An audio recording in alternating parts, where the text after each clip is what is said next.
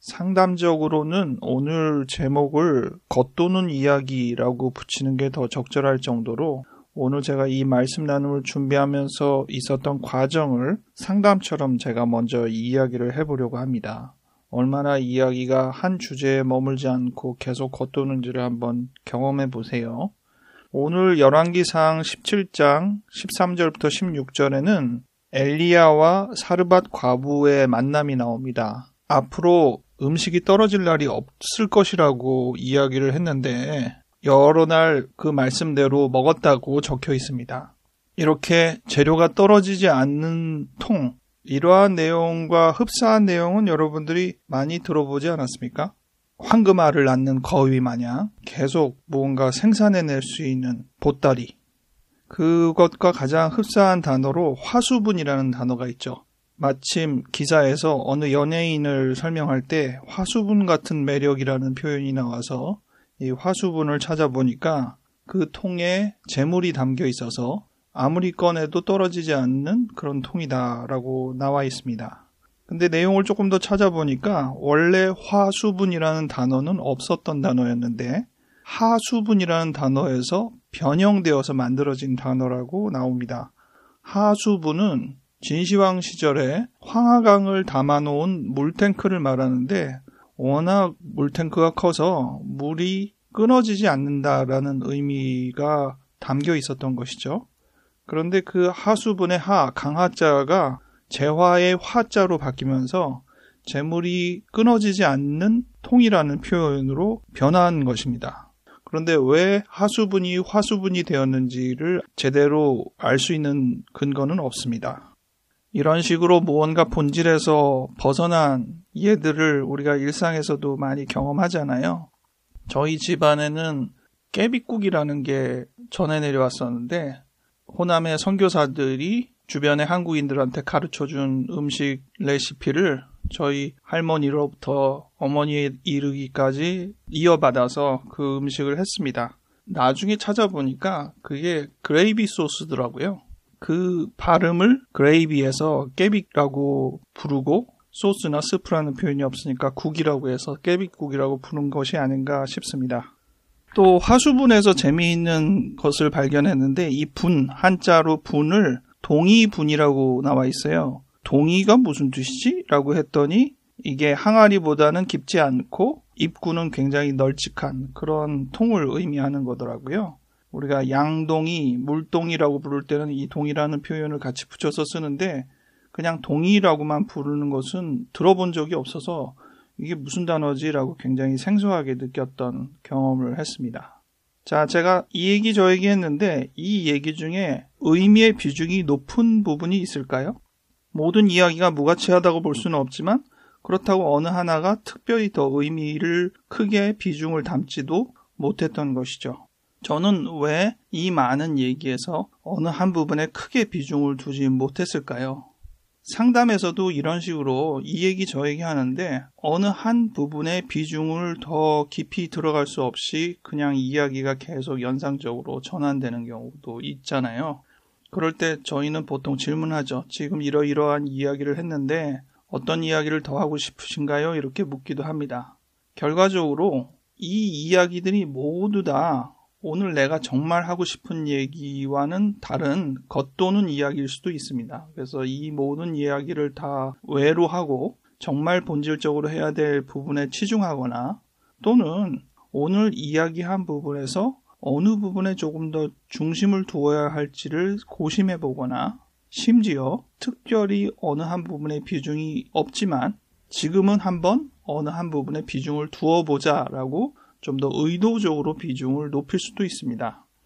그러한 작업을 통해서 좀 더 이야기가 진전되겠죠. 상담도 중심되는 의미를 찾을 수 있으면 좋지만 그렇지 못한다고 하면 그래도 오늘 이 시간 조금 더 가치 있는 시간이 되기 위해서 어느 한 부분의 비중을 높이려는 노력을 하게 될 것입니다. 그 노력도 굉장히 의미가 있으니까요. 상담적으로는 양면성에 대해서 잠깐 이야기를 해보겠습니다. 모든 상황이나 모든 감정이 한 측면만 있지는 않죠. 작게는 2개, 되게는 3개 이상의 복잡한 다양한 측면들이 공존합니다. 대표적인 양면성이야 장단점으로 들 수 있겠죠. 모든 상황에서 장점과 단점을 우리가 동시에 경험을 합니다. 또 다양한 감정이나 다양한 측면을 느끼되 하나의 감정, 하나의 측면을 대표로 하여 명칭 지어지는 일도 꽤 많습니다. 가령 내가 누구를 좋아한다 라고 느낄 때 그 하나의 표현으로 다 담기 어려울 정도로 다양한 측면이 그 안에 스며 있죠. 어쩔 때는 극단적인 두 부분이 너무 첨예하게 대립해서 공존하기 때문에 도대체 어떤 감정을 갖고 있는지 형언하기 어려울 상황도 벌어집니다. 그러한 표현으로 대표적인 표현이 양가 감정이라는 표현이 있죠. 애증의 감정이라는 표현처럼 마음속에 긍정적이거나 부정적인 어떤 두 측면이 한꺼번에 동시에 벌어지는 듯하여 굉장히 복잡한 마음 상태를 나타냅니다. 일반적으로도 그렇지만 당연히 상담 안에서는 내담자가 이야기를 할 때 그 이야기의 양면성을 충분히 생각해야 할 필요가 있을 것입니다. 한 가지로만 받아들이지 않고 그 이면에 또 아주 표면적으로도 전혀 다른 감정이 그 안에 공존할 수 있다는 생각을 해야 할 것이고, 그런 다양한 감정을 분화하여 여러 가지로 표현하는 게 좋을지, 아니면 그 다양함을 너무 따지지 말고 하나로 통칭하는 게 좋을지를 생각해 볼 필요가 있습니다. 물론 경우에 따라 다 다르죠. 분석이야 일반적으로 다양한 측면을 하나하나 분화하여 따져보는 것을 원칙으로 하지만 문제 해결에 있어서는 너무 복잡하게 나누지 말고 어떤 특정한 하나로 규정 짓는 것도 굉장히 중요할 수 있습니다. 이번 주에 문득 그런 생각을 했어요. 우리의 본성이 참 단순하고 또 유치하고, 그런데 그 본성을 무시할 일이 아니다. 그 기본에서 우리가 말하는 고상한 또 품격 있는 성품들이 나오는 것이다 생각을 했죠. 산수로만 따져도 우리가 숫자 배우고 덧셈, 뺄셈, 곱셈, 나눗셈 배우는 그런 아주 기초적인 단계의 과정을 거치지 않고서는 중학교나 고등학교 그 이상의 수학적인 공식이나 여러 논리들을 이야기할 수가 없잖아요. 그렇듯 기본은 벗어나는 것이 아니라 늘 그 바탕에 깔려 있는 것이거든요. 그런데 성품을 이야기할 때는 기본에 해당되는 것들이 유치하다, 원초적이다 라는 이유로 상위 등급에서는 무시되고 오히려 그러지 말아야 한다, 이렇게 이야기하는 부분으로 넘어갑니다. 프로이트는 인간의 가장 기본적인 본성으로 성욕과 공격 욕구를 언급했잖아요. 사람이 성장하면서 고상해지면 그런 원초적인 욕구에 빠져서는 안 되는 것처럼 말을 하게 됩니다. 심리학적인 용어를 굳이 들지 않아도 식욕과 수면과 같은 단순한 욕구에 치중하여서 살면 안 되고, 인간이라면 모름지기 가져야 할 자신의 성취와 사회적인 성취에 좀 더 집중해야 하는 것으로 이야기를 하게 되는 것이죠.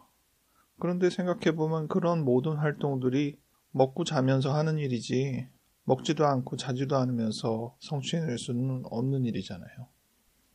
우리의 대부분의 경험들이 그렇게 1차적인 원형의 단순함에서 2차적인 보다 정교하고 복잡하고 고상한 단계로 넘어가는 것이 진행인데, 결국 그것도 그 원초적인 단순한 기본적인 본성을 벗어나는 것은 아니다.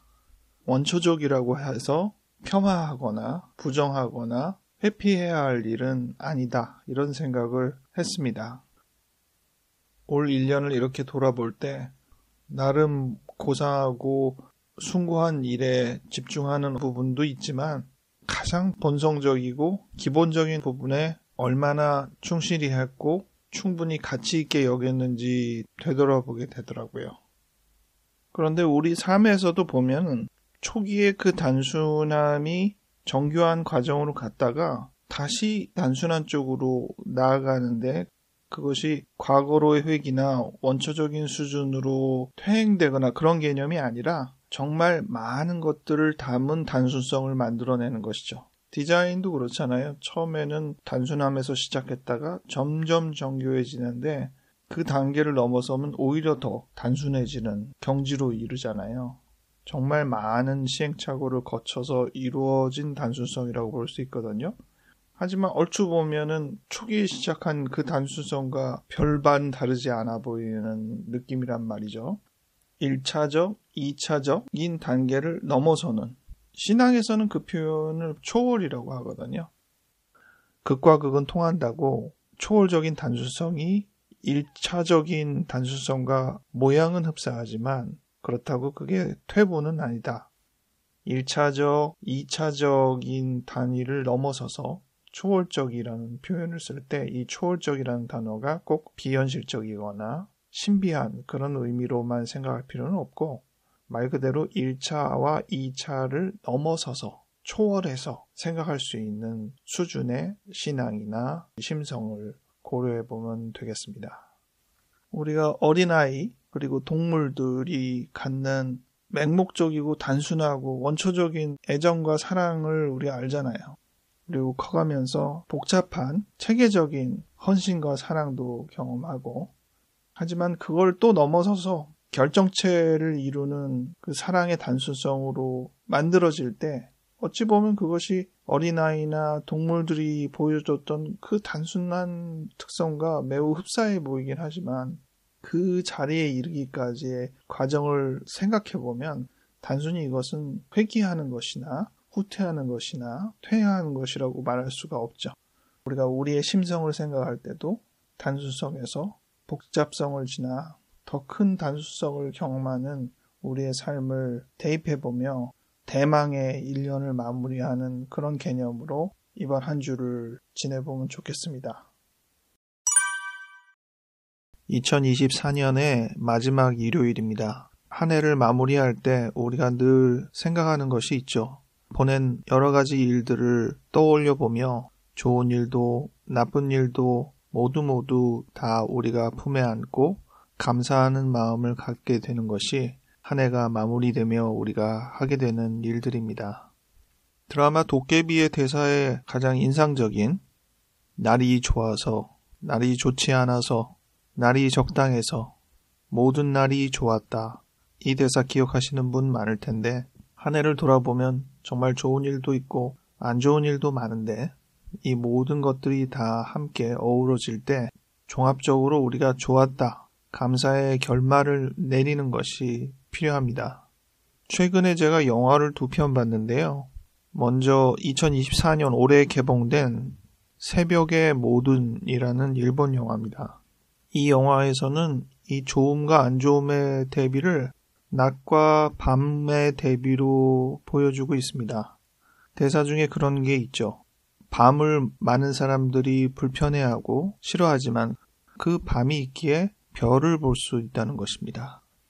이 낮과 밤이 늘 조화롭게 우리의 삶에 반복하여 나타나듯이 모든 양면적인 특성들을 다 감내하는 자세가 우리에게 참 필요합니다. 이 영화에서 또 볼 수 있는 대비가 과거와 현재의 대비인데요. 별에 대해서 설명하면서 그런 설명을 하죠. 어떤 별들은 굉장히 많이 떨어져 있는데 그 빛이 우리에게 도달하기까지 몇백 년, 몇만 년, 몇억 년까지 걸린다는 것이죠. 빛이 1년 동안 가는 거리를 1광년이라고 표현하니까 1광년 떨어진 별은 우리가 지금 그 보고 있는 빛이 1년 전의 빛이잖아요. 심지어 몇억 광년이 떨어져 있는 별들의 빛을 우리는 지금 보고 있습니다. 우리의 지금이 그 별의 입장에서는 몇 년에서 몇억 년 전의 일이라는 것이죠. 과거로 끝나는 것이 아니라 과거와 현재가 연결되어 있다는 상징을 아주 잘 보여주고 있습니다. 근데 이 별에 대한 상징을 또 다른 영화 2012년에 개봉된 더 임파서블이라는 영화의 대사에서도 인상적으로 보았습니다. 이 영화는 2004년에 있었던 동남아시아의 쓰나미 재난을 다루는 영화인데요. 이 재난 때문에 23만여 명이 희생되었다고 보고되어 있으니 세계적인 재난이라고 할 수 있죠. 근데 이 영화 중에 별에 대한 비슷한 이야기를 하면서 사실 우리가 보고 있는 별빛의 일부 별들은 이미 없다는 거죠. 그럴 수 있죠. 몇천 년, 몇백만 년 전의 빛을 지금 보고 있는데 그 별이 지금 남아있을까? 없을 수도 있는 거잖아요.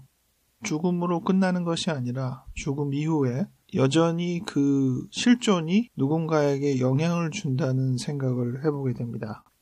이 상징은 유가족이나 생존자 또 떠난 이들과의 관계 이런 부분들도 엮어서 생각해 볼 수 있는 주제이기도 합니다. 그래서 이러한 낮과 밤의 어울림, 과거와 현재의 어울림, 삶과 죽음의 어울림이 우리의 일생에서 정말 많이 벌어지고 그 과정 자체를 볼 때 좋다라고 결론 내리는 것이 우리에게 얼마나 중요한가 다시 생각하게 됩니다. 한 해 어떻게 보내셨는지요? 올 한 해를 어떻게 결론 내리실 수 있겠습니까? 모쪼록 마음속에 다양한 감정들을 잘 어울리고 버물려서 감사와 기쁨으로 마무리할 수 있기 바랍니다. 우리 모두 새해 2025년에 만나기 바랍니다.